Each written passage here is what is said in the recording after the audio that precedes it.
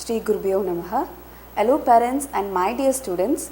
I welcome you all on behalf of TQM Department of Shri RNGM Group of School to this online training academy, Ekaleva. So today our topic is on one of the quality concept 5S and its application. So before we go in detail about what is 5S, we have to know where it is all about. So the 5S has started in a Toyota Motor Corporation. So it has been implemented in a Toyota Motor Corporation which belongs to, it's one of the Japanese company. So why it is called 5S? So why this has been termed as 5S? So நம்ம வந்து ஒரு பேர் வைக்க முடியும், அந்த பேருக்கு ஒரு அர்த்தம் இருக்கும். So அதே மாதிரி இந்த கான்செப்ட்டுக்கு 5S அப்படின்னு ஏன் பேர் வந்தது?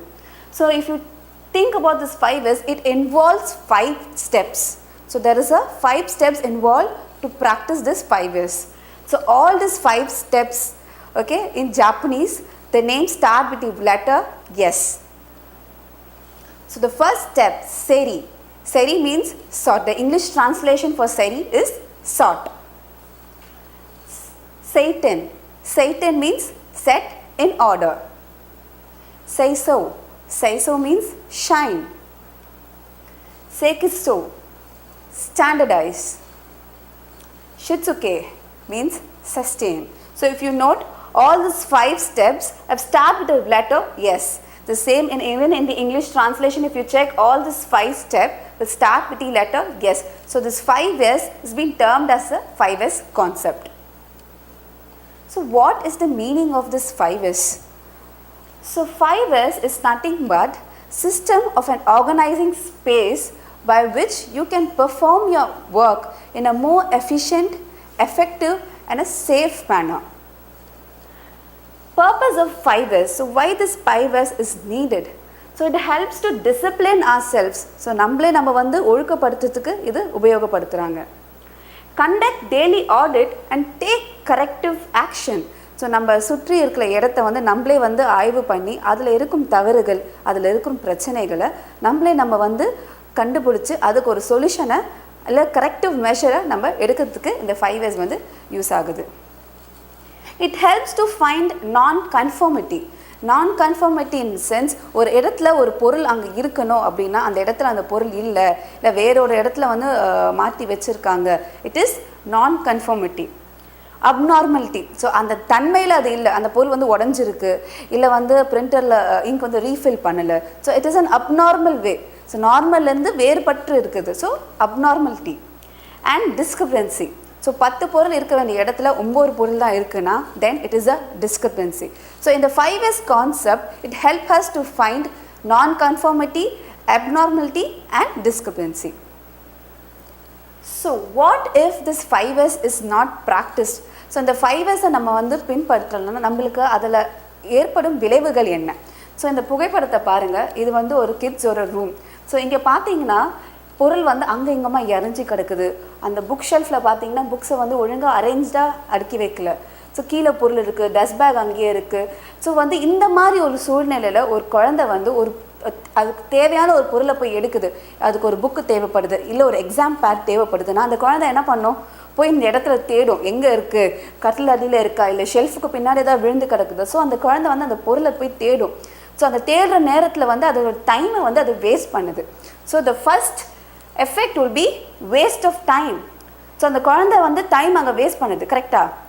ரெண்டாவது வேஸ்ட் ஆஃப் ஸ்பேஸ். இப்போ இந்த ரூமில் வந்து அந்த வீட்டில் இருக்கிறவங்களுக்கு 2 குழந்தைங்க இருக்க வச்சுக்கோங்களேன்.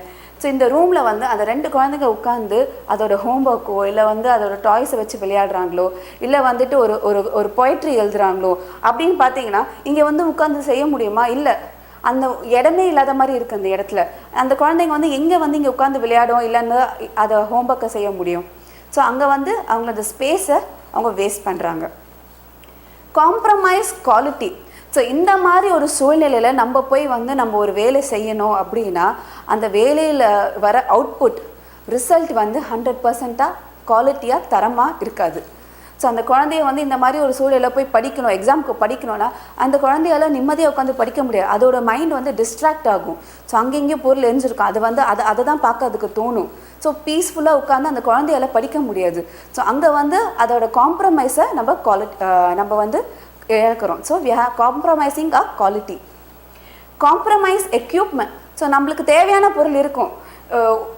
உதாரணத்துக்கு அந்த குழந்தைக்கு ஒரு கால்குலேட்டர் தேவைப்படுதுன்னா அந்த கால்குலேட்டர் இந்த ஷெல்ஃப்லேயோ இல்லை கீழே எங்கேயாவது ஒரு இடத்துல அந்த கால்குலேட்டர் இருந்திருக்கும்.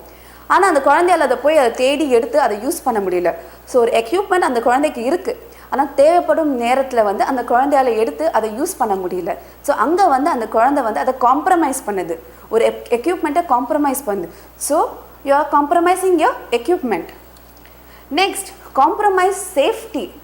ஸோ இந்த மாதிரி இறஞ்சி கிடக்கிறனால நாளைக்கு அந்த குழந்தை போய் ஏதாவது விளையாட நினச்சா அந்த குழந்தைக்கு தடுக்கி கீழே விழ நிறைய வாய்ப்புகள் இருக்குது.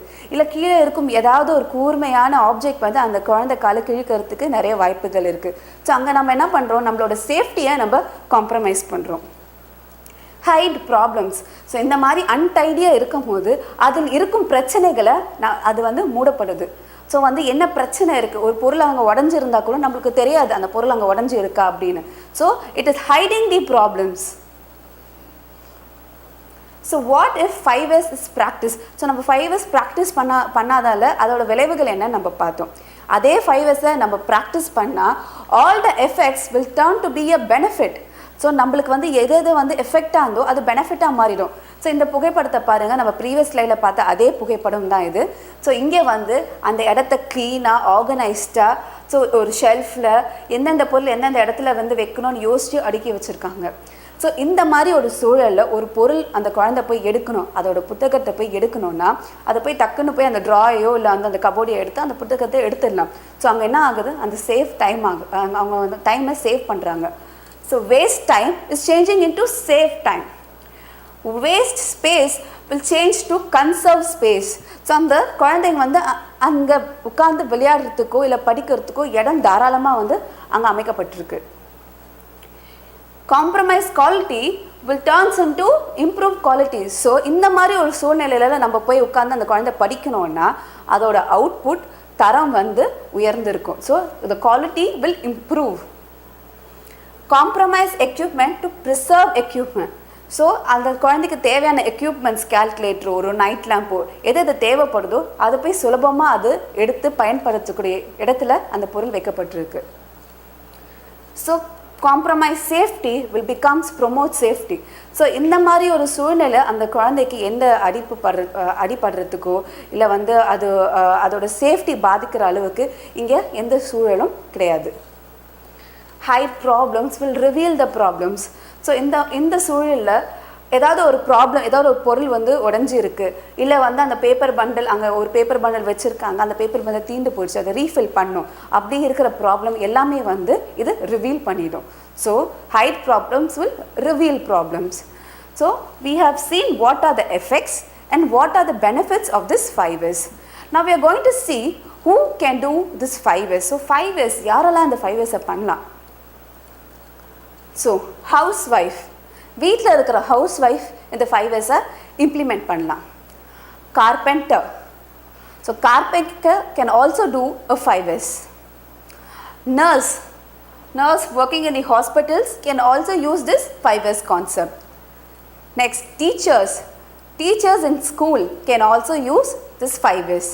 And finally it is you, each individual, தனிப்பட்ட நபர், ஒரு நபரால் இந்த 5S கான்செப்டை ஃபாலோ பண்ணலாம். It is a very practical concept, it is very easy and you can follow the same. It is not been classified or defined that this can be followed or practiced only for a certain set of groups. ஒரு தொழிற்சாலையில் மட்டும்தான் இதை பயன்படுத்தலாம், இல்லை ஒரு மருத்துவமனையில் மட்டும்தான் இதை யூஸ் பண்ணலாம், ஒரு பள்ளிக்கூட வளாகத்தில் மட்டும்தான் இதை யூஸ் பண்ணலான்னு எந்த கிளாஸிஃபிகேஷனும் இது கிடையாது. Each individual can use this concept in is daily life. So நம்மளோட அன்றாட வாழ்க்கை முறையில் இந்த 5S கான்செப்டை நம்ம பின்பற்றலாம். ஸோ நம்ம வந்து இந்த 5Sல 5 வழிமுறைகள் இருக்குதுன்னு சொன்னேன். So 5 steps are involve. அதில் ஃபஸ்ட்டு ஸ்டெப் வந்து சரி மீன்ஸ் சார்ட். தமிழில் அதை நம்ம என்ன சொல்லணும்னா வகைப்படுத்துதல் அப்படின்னு சொல்லுவோம். ஸோ இது என்ன சார்ட் ரொம்ப வந்து புதுசாக இருக்குது இந்த டெர்மினாலஜி. இது வந்து நம்மளுக்கு புதுசே கிடையாது. நம்ம முன்னோர்களாக காலகாலமாக வந்து பின்பற்றிய ஒரு விஷயம்தான் போகி. ஸோ போகியில் வந்து நம்ம என்ன பண்ணுவோம், பழையன கழிதலும் புதியன புகுத்தலும் என்ற ஒரு அற்புதமான கொள்கையை வந்து நம்ம பின்பற்றுவோம். ஸோ வீட்டில் இருக்கிற எல்லா பொருளையும் வந்து க்ளீன் பண்ணி தேவையில்லாத பொருளை வந்து நம்ம அகற்றுவோம். ஸோ அந்த கான்செப்ட் தாங்க ஜாப்பனீஸில் சார்ட் அப்படின்னு டேர்ம் பண்ணியிருக்காங்க. So 5S is chart. So what is chart? Determine what you need and remove everything else. So நீங்கள் முடிவெடுங்க அந்த இடத்துல என்ன பொருள் இருக்கணும் இருக்கக்கூடாது. ஸோ எந்த பொருள் உங்களுக்கு தேவைப்படுது, தேவையுள்ள பொருளை மட்டும் வச்சுட்டு தேவையில்லாத பொருளை நம்ம அகற்ற வேணும். You have to remove everything else which is not needed. So what is this sort? So how do you do this sort? Sort, as I told you earlier, it is removing the unnecessary things. So some people think sort is rearranging things. ஒரு இடத்துல வந்து ஒரு பொருளை ஒரு இடத்த விட்டு இன்னொரு இடத்துல மாற்றி வைக்கிறது பேர் சார்ட் கிடையாது. ஸோ நம்ம தேவையுள்ள பொருள் தேவையற்ற பொருள் என்று நம்ம வகைப்படுத்தி அதில் இருக்கும் தேவையற்ற பொருளை நம்ம அகற்ற வேண்டும். ஸோ அதுக்கு பேர் தான் sort. So sort is nothing but rearranging the items in your workplace. It means separating the necessary from the unnecessary and keeping only the necessary. So next comes why. So நம்ம ஒரு விஷயத்தை ஏதாவது நம்ம செய்யணும்னு சொன்னால் நம்ம வந்து நம்மளுக்குள்ள இருக்கிற ஒரு எண்ணம் வந்து ஏன், வை. ஸோ எல்லாருக்கும் அந்த கேள்வி எழும், எதுக்கு நான் இதை பண்ணணும். So why I have to do this. So your work area is crowded and hard to work in. So நம்ம ஒரு பொகைப்படத்தில் பார்த்தோம், பொருள் வந்து அங்கெங்கேயுமா இறஞ்சி கிடக்குது. ஸோ அந்த மாதிரி ஒரு சூழலில் நம்ம போய் வந்து ஒர்க் பண்ணோன்னா நம்மளுக்கு அது ரொம்ப கஷ்டமாக இருக்கும். ஏன்னா எந்த பொருள் எங்கே இருக்குன்னு தெரியாது. ஸோ நம்ம தேடணும். So it becomes your task very tedious. So you will find difficulty to work in that such environment. So if the work area is crowded, it is hard to work in. Time is wasted for looking things which is needed. நான் first சொன்ன மாதிரி எந்த பொருள் எந்த இடத்துல இருக்குன்றது தேடுறதுக்கே நம்மளோட நேரத்தை நம்ம அதிகமாக செலவிட நேரிடும். Untidiness hides other problems. So அந்த இடம் வந்து சுத்தமாக இல்லை, க்ளீனாக இல்லைன்னா மற்ற பிரச்சனையிலேருந்து அதை வந்து நம்மளை வந்து மறைக்கப்படுது. And things thrown around becomes an obstacle and sometimes it may hurt the individual. So பொருள் அங்கங்கே இறஞ்சிருக்குன்னா அது வந்து நம்மளுக்கு வந்து ஒரு தடையாக இருக்கும். நம்ம குழந்தைகளோ இல்லை நம்ம நடக்கும் போதே தவறி கீழே விழ வாய்ப்புகள் அதிகமாக இருக்குது. So it will hurt us. So why we have to டூன்னு பார்த்தோம். இப்போ நான் how to we have to do sort. இந்த சார்ட் என்ற விஷயத்தை நம்ம எப்படி, இந்த வகைப்படுத்துதல் என்ற விஷயத்தை நம்ம எப்படி பயன்படுத்தணும். So what is the purpose of this item. So ஒரு இடத்துல ஒரு பொருள் நம்ம வைக்கிறோன்னா அந்த பொருள் ஏன் அங்கே இருக்கணும், வாட் இஸ் த யூஸ், அதன் தேவை என்ன அப்படின்ற ஒரு விஷயத்த நம்ம ஆய்வு கூறணும். when was this item last used. So அந்த பொருள் எப்போ நம்ம கடைசியாக வந்து பயன்படுத்திக்கிறோம். ஸோ ஃபஸ்ட்டு சார்ட் என்னன்னு பார்த்தோம். Next why we have to do sort. So now how we are going to do this sort. So what is the purpose, when was this item last used, so how frequently it is used. So எத்தனை தடவை நம்ம அந்த பொருளை நம்ம வந்து use பண்ணியிருக்கிறோம். So how frequent we are and who uses it. So யார் அந்த பொருளை பயன்படுத்துகிறாங்க. ஸோ யாருக்கு உரிய தேவைக்காக அந்த பொருள் அங்கே வைக்கப்பட்டிருக்கு. does it really need to be here. அந்த பொருள் அந்த இடத்துல தான் வச்சு ஆகணுமா, அந்த பொருள் அந்த இடத்துலேருந்து அகற்றிட்டா ஏதாவது பிரச்சனை வருமா, இல்லை there will be any effect when you remove such items. So when you have a doubt, you have to throw it out. So இந்த கேள்வியெலாம் கேட்கும் போது உங்களுக்குள்ளே வந்து ஒரு டவுட் எழுது, இல்லை இந்த கேள்விக்கு உங்களுக்கு அந்த பதில் வந்து நோ, அந்த பொருள் தேவையில்லை, it is a no to us. Then what you have to do, you have to throw it out. You do not need such items in your workspace. So red tag technique. In some industry, when they do sort, they follow this technique. It is called a red tag technique. Even this, it is not new to us. So நம்ம முன்னோர்கள் பயன்படுத்திய ஒரு விஷயந்தான். So நம்ம எல்லார வீட்டிலையும் வந்து பரணை அப்படின்ற ஒரு விஷயம் இருக்கும், லாஃப்ட். ஸோ அந்த லாஃப்டில் என்ன மாதிரி பொருட்கள் வைப்பாங்கன்னா, நம்மளுக்கு அடிக்கடி தேவைப்படாத பொருட்கள், அதாவது பண்டிகை காலங்களில் இல்லை வந்து வீட்டில் வந்து ஏதாவது ஒரு சுப நிகழ்ச்சி நடக்கும் போது மட்டும் தேவைப்படுற பொருட்கள் வந்து சிலது இருக்கும். ஸோ அந்த மாதிரி பொருட்களை என்ன பண்ணுவாங்க, இந்த லாஃப்டில் வைப்பாங்க, இந்த பரணையில் வைப்பாங்க. ஏன்னா நம்ம அடிக்கடி வந்து அதை பயன்பாட்டுக்கு நம்ம எடுத்து யூஸ் பண்ண போகிறது இல்லை. ஸோ அதே தான் இந்த ரெட் டேக் டெக்னிக்கும். ஆஃபீஸ்லேயும் இல்லை இண்டஸ்ட்ரியிலையும் என்ன பண்ணுவாங்கன்னா, தேவையில்லாத பொருட்கள், அதாவது அவங்களுக்கு வந்து அந்த பொருளோட தேவை முடிந்திருக்கலாம், இல்லை அந்த பொருள் வந்து பழுதடைஞ்சிருக்கலாம், இல்லை அந்த பொருள் வந்துட்டு அந்த இடத்துக்கு வந்து சம்மந்தமே இல்லாத பொருள், it is not need to be the. So அந்த மாதிரி ஒரு பொருட்களை வந்து என்ன பண்ணுவாங்கன்னா ஒரு இடத்துல வந்து ஸ்டோர் பண்ணி வைப்பாங்க. ஸோ குறிப்பிட்ட காலகட்டத்துக்கு பிறகு அந்த இடத்துல இருந்து அந்த பொருள் வந்து தேவையில்லை அப்படின்னா அதை வந்து என்ன பண்ணுவாங்க, ரீசேல் இல்லை ஸ்கிராப், இல்லை வந்து எங்கே தேவைப்படுதோ அந்த இடத்துக்கு மாற்றி வச்சுருவாங்க. ஸோ அந்த டெக்னிக் தான் ரெட் டேக் டெக்னிக்னு சொல்லுவாங்க. It is not new to us, we have already following this technique in our homes. So red tag technique is items are tagged to be eliminate what is unneeded or does not belong in your workspace. So items are then moved to a red tag area. This area holds the tag items for a specific length of time, and if the item is not needed, and then the item can be disposed from the red tag area. So how do we do this red tag technique? They follow certain procedures how to do. First you have to identify அந்த இடத்துல இருக்கிற தேவையற்ற பொருள், இல்லை அந்த தேவை முடிஞ்சிருச்சு, இல்லை அந்த பொருள் வந்து பழுதடைஞ்சிருச்சு. So you have to identify அந்த மாதிரி பொருள் என்னென்ன இருக்குது, நம்ம சுற்றி அந்த மாதிரி பொருள் என்னென்ன நம்ம வச்சுருக்கோம். Identify unnecessary, unneed or misplaced item. So what they do when they determine something it is not needed, so they will ask certain questions as I told you earlier. If the item has a use in this work area. So நம்ம வீட்டில் நம்ம என்ன பண்ணுவோம், நம்மளுக்கு ஏதாவது ஒரு பொருள் தேவையில்லைன்னா அதை நம்ம மட்டும் முடிவெடுக்க மாட்டோம். ஸோ வீட்டில் இருக்கிற மற்ற உறுப்பினர்களாம் நம்ம கேட்போம் இந்த பொருள், ஏன்னா உங்களுக்கு அது உபயோகமாக இல்லாமல் இருக்கலாம், ஆனால் உங்கள் வீட்டில் இருக்கிற மற்றவர்களுக்கு அது வந்து மிகவும் பயன்பாட்டுக்குள்ளதாக இருக்கும். So what you have to do, so you have to ask questions.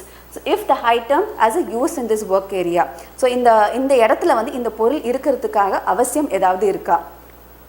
If it is needed, how often it is used and by which person. So அந்த பொருள் தேவைப்பட்டுச்சுன்னா எவ்வளோ ஆஃபனாக நம்ம யூஸ் பண்ணுறோம், அடிக்கடி அதை நம்ம எப்போ யூஸ் பண்ணுறோம், அது யாரால் வந்து பயன்படுத்தப்படுகிறது. ஸோ அந்த கொஸ்டினை வந்து நம்ம கேட்கணும். The frequency of usage, so எவ்வளோ ஃப்ரீக்வெண்ட்டாக அந்த பொருளை நம்ம யூஸ் பண்ணுறோம். If the item is removed, what are the effects and will it really matter. So அந்த பொருளை அந்த இடத்துலேருந்து நம்ம அகற்றிட்டோன்னா ஏதாவது எஃபெக்ட் இருக்கா, அதனால் ஏதாவது பாதிப்பு ஏற்படுமா அந்த இடத்துல அப்படின்ற ஒரு கேள்வியை நம்ம கேட்கணும். ஸோ இந்த கேள்வி அனைத்துக்கும் நோ அப்படின்ற ஒரு ரிப்ளை வந்துச்சுன்னா then what they do, they fill a take. So அந்த பொருளில் ஒரு டேகை வந்து அவங்க கட்டிட்டு அந்த டேக்கில் ஒரு டீட்டெயில் டிஸ்கிரிப்ஷன் எழுதுவாங்க. அதாவது இந்த பொருள் வந்து தேவையற்ற பொருள், இல்லை இந்த பொருள் வந்து பழுதடைஞ்சிருச்சு, இந்த பொருள் வந்து ஒரு 3 months கழித்து நம்மளுக்கு தேவைப்படும், ஒரு டைம்லைன் மென்ஷன் பண்ணுவாங்க. ஸோ அந்த ப்ராடக்டோட ஃபுல் டிஸ்கிரிப்ஷன் அந்த ரெட் டேக்கில் மென்ஷன் பண்ணுவாங்க. ஸோ அந்த பொருள் அந்த ரெட் டேக் அப்படின்னு லேபிள் பண்ணிவிட்டு the next step what you do, they maintain a red tag register. ஒரு ரெஜிஸ்டரில் வந்து எந்தெந்த பொருளை அவங்க வந்து ரெட் டேக் அப்படின்னு அவங்க டேக் பண்ணியிருக்காங்க அந்த டீட்டெயில்ஸை எழுதுவாங்க. ஸோ எந்த இடத்துலேருந்து அந்த பொருள் எடுக்கப்பட்டது. So if you see in industries you have different departments working. You have an HR department, you have finance department, you have your member relations department. So அந்த மாதிரி நிறைய டிபார்ட்மெண்ட். ஸோ அவங்க வந்து எந்த இடத்துலேருந்து அந்த பொருளை எடுத்தாங்க, எந்த டிபார்ட்மெண்ட் எந்த பிரிவுலேருந்து அந்த பொருளை எடுத்தாங்க அப்படின்ற டீட்டெயிலை அவங்க அதில் மென்ஷன் பண்ணுவாங்க, ரெஜிஸ்டரில் மென்ஷன் பண்ணுவாங்க. So once they maintain the register, entry the details in the register, they will move the items to the red tag area. So நான் உங்களுக்கு சொன்னேன்ல, நம்ம வீட்டில் வந்து லாஃப்ட் இருக்கிற பரணை இருக்கிற மாதிரி அவங்களுக்கு ஒரு ரெட் டேக் ஏரியான்னு இருக்கும். ஸோ இந்த மாதிரி ரெட் டேக் அப்படின்னு லேபிள் பண்ண எல்லா ஐட்டம்ஸும் அந்த ஏரியாவுக்கு அவங்க மூவ் பண்ணுவாங்க.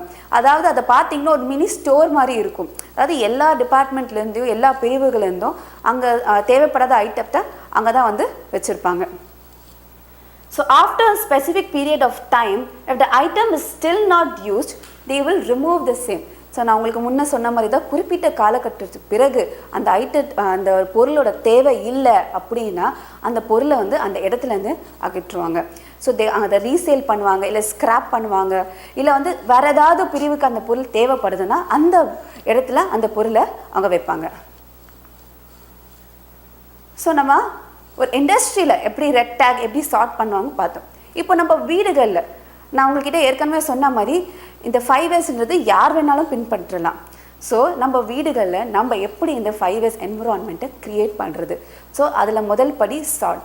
எப்படி நம்ம சார்ட் பண்ணுவோம். So we are going to give a few ideas how do you do a 5S sorting in home. Throw away, sell or give away everything you haven't used in the past 3 months. So நம்ம வீட்டில் இருக்கிற பொருளில் வந்து கடந்த 3 மாதங்களுக்கு முன்ன வரைக்கும் எந்த பொருள் நம்ம வந்து யூஸ் பண்ணாமல் இருக்குமோ அந்த மாதிரி பொருளை வந்து நம்ம லிஸ்ட் எடுக்கணும். அதாவது it should be a group work. வீட்டில் இருக்கிற அனைவரும் வந்து இதில் கலந்து ஆலோசிச்சுட்டு இந்த முடிவை எடுக்கணும். So they will do a brain storming. அதாவது நம்ம வந்து அந்த பிரெயின் ஸ்டார்மிங் சொல்ல, அதாவது எந்தெந்த பொருள் எந்தெந்த இடத்துல இருக்குது. இப்போ ஒரு பெட்ரூமாக எடுத்துக்கலாம். பெட்ரூமில் என்னென்ன பொருள் இருக்குது ஃபஸ்ட்டு ஒரு ஆய்வு பண்ணணும். ஸோ அந்த பொருளை வந்து எது எது தேவைப்படுது. நான் உங்கள்கிட்ட சொன்னல ஒரு 4 கேள்விகள் கேட்கணுன்னு. அது யூசேஜ், அது ஃப்ரீக்வன்சி, அது ரிமூவ் பண்ணிட்டா வந்து ஏதாவது ஒரு எஃபெக்ட் இருக்கா. ஸோ அந்த கேள்விகளை நீங்களே வந்து உங்களுக்குள்ளே நீங்கள் கேட்டுக்கணும். உங்களோட குடும்ப உறுப்பினர்கள்கிட்ட நீங்கள் வந்து அதை கேட்டுக்கணும். ஸோ அதுக்கு இல்லை, இது வந்து தேவை இல்லை அப்படின்ற நீங்கள் யோசிக்கிற பொருளை நீங்கள் அதை விட்டுறலாம், ரீசேல் பண்ணிடலாம். இல்லை you can donate it to someone. அது வந்து உங்களுக்கு தேவையில்லாமல் இருக்கலாம். ஆனால் அந்த பொருள் வந்து மற்றவர்களுக்கு ரொம்ப தேவைப்படும். ஸோ அந்த மாதிரி இருக்கும்போது நீங்கள் அதை டொனேட் பண்ணிடலாம். இல்லை உடஞ்சி போச்சுன்னா அதை throw it away in a dustbin. So first step is that you have to determine what are the things is available. Do a group discussion or do a brainstorming among your family members and identify what are the items that has been not used for past 3 months. Throw it away or sell it away. Get rid of all things you don't like but are keeping for emotional reasons. எந்த காரணமும் இருக்காது, நீங்கள் அதை யூஸே பண்ணியிருக்க மாட்டீங்க, ஆனால் ஒரு இமோஷ்னல் பாண்டிங் இருக்கும். உதாரணத்துக்கு பார்த்தீங்கன்னா சில தாய்மாக்கள் என்ன பண்ணுவாங்க, அவங்க குழந்தை வந்து போட்ட முதல் ட்ரெஸ், இல்லை யூஸ் பண்ண ஃபஸ்ட்டு அந்த நோட் புக், இல்லை ஃபஸ்ட்டு பென் அப்படின்னு ஒரு சென்டிமெண்ட் ரீசனுக்காக அந்த பொருளை வந்து வச்சுருப்பாங்க. இந்த மாதிரி நிறைய பொருள் நம்ம வீட்டை சுற்றி இருக்கும். சும்மா நீங்கள் போய் ஒரு ரவுண்ட் போய் பார்த்துட்டு வாங்களேன் உங்கள் வீட்டில் வந்து என்னென்ன பொருள் அந்த மாதிரி இருக்குன்னு. அதை வந்து யாருமே அதை வந்து தொற்றுக்க கூட மாட்டோம், நம்ம யூஸே பண்ணியிருக்க மாட்டோம், ஏதோ ஒரு பறனை மேலே கிடக்கும். ஸோ அந்த மாதிரி ஒரு சென்டிமெண்ட் ரீஸ்க்காக, ஒரு சென்டிமெண்ட் பாண்டிங்காக நீங்கள் சில பொருட்களை உங்கள் வீட்டில் வச்சுருந்தா அந்த பொருளை அந்த இடத்துலேருந்து அகற்றணும். So what is the need? அதுக்கு எந்த நீடும் கிடையாது, அதுக்கு எந்த யூசேஜும் கிடையாது. சும்மா உங்கள் இடத்த தான் அதை அடிச்சுக்க போகுது. ஸோ அதுக்கு பதிலாக நீங்கள் வந்து அந்த இடத்த வேறு ஒரு விஷயத்துக்காக நீங்கள் பயன்படுத்தலாம். ஸோ அந்த மாதிரி சென்டிமெண்ட் ரீசனுக்காக நீங்கள் வச்சுருக்க பொருள் எல்லாமே நீங்கள் வந்து you have to give it away. So get rid of all things you don't like but just keeping it for an emotional reasons. Organize your home environment in a way that you can easily get things done. So ஒரு பொருள் நீங்கள் வந்துட்டு ஈஸியாக போய் எடுக்கணும்னா அதுக்கேற்ற மாதிரி organise பண்ணி வைக்கணும். ஸோ எல்லா பொருளும் ஒரே இடத்துல வச்சுட்டு இங்கே அங்கே உங்களுக்கு எந்த பொருள் தேவைப்படணும் அந்த பொருளை அந்த நேரத்தில் போய் நீங்கள் வந்து அதை யூஸ் பண்ண முடியாது. ஸோ அந்த மாதிரி நீங்கள் வந்து ஈஸியாக ஹேண்டில் பண்ணுற மாதிரி, ஆக்சஸ் பண்ணுற மாதிரி, உங்களுக்கு என்னென்ன பொருள் ரொம்ப ஃப்ரீக்வெண்ட்டாக யூஸ் பண்ணுறீங்களோ அது ஒரு இடத்துல, ரொம்ப ரேராக யூஸ் பண்ணுற ஐட்டம்ஸு. ஸோ இங்கிலீஷில் வந்து ஹாட் ஆப்ஜெக்ட்ஸ், கோல்ட் ஆப்ஜெக்ட்ஸ்ன்னு சொல்லுவாங்க. நம்ம அடிக்கடி யூஸ் பண்ணுற பொருளை வந்து ஹாட் ஆப்ஜெக்ட்ஸ்ன்னு சொல்லுவாங்க. ரொம்ப ரேராக வீக்லி ஒன்ஸ் இல்லை மந்த்லி ஒன்ஸ் யூஸ் பண்ணுற பொருளை வந்து கோல்ட் ஆப்ஜெக்ட்ஸ்ன்னு சொல்லுவாங்க. ஸோ அந்த மாதிரி நீங்கள் வந்து வகைப்படுத்தி அந்த பொருளை அதன் தேவைக்கு ஏற்ப இடத்துல நீங்கள் வந்து அடுக்கி வைக்கணும். So keep and organize your home environment in a way that can easily access things. Simplify your lifestyle and become a minimalist. So எல்லோரும் என்ன பண்ணுவாங்க, அவங்க தேவை இல்லைனாலும் சில பொருட்களை நம்ம வாங்கி வச்சுருப்போம். ஏன்னா பார்த்தீங்கன்னா பக்கத்து வீட்டில் வாங்கி வச்சுருக்காங்க, இல்லை வந்துட்டு சும்மா இது எப்பயாவது தேவைப்படும் போது அந்த பொருளை வாங்கலை, இல்லை எப்பயாவது தேவைப்படும், இல்லை வந்து ஆடம்பரத்துக்காக நிறைய பொருளை வந்து சில வீட்டில் வந்து வாங்கி குவிச்சு வச்சுருப்பாங்க. அதன் பயன்பாடே இல்லாமல் இருக்கும், சும்மா வந்து அது அப்பப்போ தூசி தட்டி வச்சுருப்பாங்க. ஸோ நீங்கள் உங்கள் லைஃப் ஸ்டைலை சிம்பிளாக லீட் பண்ணுங்கள். எது உங்களுக்கு தேவையோ அதை மட்டும் வாங்கி பயன்படுத்த நீங்கள் ஆரம்பிச்சிட்டிங்கன்னா நீங்கள் வந்து இந்த மாதிரி ஒரு டிசிப்ளின்டான லைஃப் ஸ்டைலை நீங்கள் லீட் பண்ணலாம். So simplify your life style and become a Minimalist. ஆடம்பரத்துக்காக பொருள் வாங்காமல் தேவைக்கான பொருளை மட்டும் வாங்கி நீங்கள் பயன்படுத்தணும். So this is 5Sல first step chart. So அடுத்த 4 ஸ்டெப்ஸ் சரி, அதாவது set in order, sustain, shine, standardise, இந்த மாதிரி அடுத்த 4 ஸ்டெப்பும் வந்து இனி வரும் எபிசோடில் நான் உங்களுக்கு வந்து விரிவாக நான் உங்களுக்கு கூறுறேன். So now it is time for the students. So உங்களுக்கு நான் வந்து 5S சார்ட் அப்படின்ற ஒரு விஷயத்தை இப்போ நான் உங்களுக்கு விரிவாக வந்து சொல்லியிருக்கேன். ஸோ நீங்கள் என்ன பண்ணுறீங்கன்னா உங்கள் வீட்டில் உதாரணத்துக்கு கிச்சன் எடுத்துக்கோங்க. ஸோ வீட்டில் வந்து மெயினாக கிச்சன்ற ஒரு அறை வந்து எல்லா வீட்லேயும் இருக்கும். ஸோ ஸ்டூடெண்ட்ஸ் நீங்கள் என்ன பண்ணுங்கள், உங்கள் கிச்சன் எடுத்து நான் சொன்ன இந்த சார்ட் அப்படின்ற ஒரு விஷயத்தை இம்ப்ளிமெண்ட் பண்ணுங்கள். போங்க கிச்சனில் போய் ஒரு ஆய்வு பாருங்கள். உங்கள் பெற்றோர்களோட ஹெல்ப்போட எந்தெந்த பொருள் இருக்குது கிச்சனில், எது எது தேவை உள்ள பொருள், எது தேவையற்ற பொருள் அப்படின்ற ஒரு ஆய்வை நீங்கள் மேல் பாருங்கள். ஆய்வு பண்ணி ஃபஸ்ட்டு அந்த கிச்சன் எப்படி இருந்தது, ஒன் ஸ்டாண்ட் ஃபோட்டோகிராஃபின்னு சொல்லுவாங்க. ஸோ பிஃபோர், ஸோ அந்த பிளேஸை நீங்கள் வந்து சார்ட் பண்ணுறதுக்கு முன்னாடி பிஃபோர் எப்படி ஒரு இமேஜ் இருந்ததோ அந்த பிஃபோர் இமேஜும் நீங்கள் சார்ட் பண்ணதுக்கு அப்புறமா என்ன ஒரு image, so after, before after அப்படின்ற ஒரு இமேஜ், பிஃபோர் ஆஃப்டர் அப்படின்ற ஒரு இமேஜை நீங்கள் கேப்சர் பண்ணி அதை எங்களுக்கு நீங்கள் அனுப்புங்க. நீங்கள் அனுப்ப வேண்டிய இமெயில் ஐடி srmjvtqm@gmail.com. நான் திரும்பவும் ரிப்பீட் பண்ணுறேன், srmjvtqm@gmail.com என்ற இமெயில் ஐடிக்கு உங்களோட ஃபோட்டோஸை நீங்கள் எங்களுக்கு சென்ட் பண்ணுங்கள். ஸோ இது வந்து ஸ்டூடெண்ட்ஸ்க்கான ஒரு activity. Please get involve in it with your help of your parents. உங்கள் பெற்றோர்களோட உதவியும் உங்களுக்கு எடுத்துகிட்டு கண்டிப்பாக இந்த ஷார்ட்டை உங்கள் வீட்டில் நீங்கள் வந்து ஃபாலோ பண்ணி எங்களுக்கு அதுக்கேற்ற புகைப்படங்களை அனுப்புங்க. தேங்க்யூ.